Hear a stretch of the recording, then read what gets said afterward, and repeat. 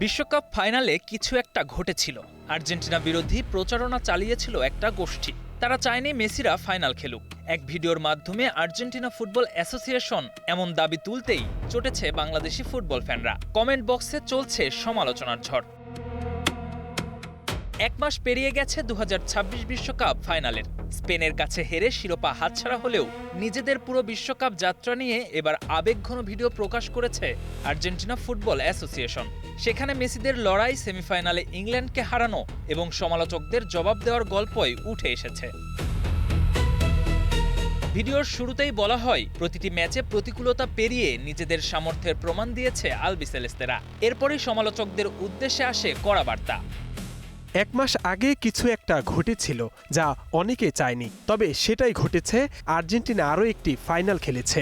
এরপর ইংল্যান্ডের বিপক্ষে ঐতিহাসিক সেমিফাইনালের প্রসঙ্গ টেনে বলা হয়, আমরা পথের প্রতিটি ম্যাচে ফিরে এসেছিলাম এবং সেমিফাইনালে ইংল্যান্ডকে হারিয়ে ইতিহাস গড়েছিলাম। আর্জেন্টিনা ফুটবল অ্যাসোসিয়েশনের দাবি, দলটির বিরুদ্ধে পরিকল্পিত আর্জেন্টিনা বিরোধী প্রচারণা হয়েছিল, তবে সেই প্রচারণা তাদের ফাইনালে ওঠার পথে বাধা হতে পারেনি। ভিডিওতে স্পষ্ট বলা হয়, আর্জেন্টিনা বিরোধী প্রচারণা যতই থাকুক না কেন, আমরা শেষ পর্যন্ত সেখানে পৌঁছেছি। শিরোপা না পেলেও মেসিদের এই যাত্রাকে গর্বের বলেই দেখছে Argentina. K M Sony, star play.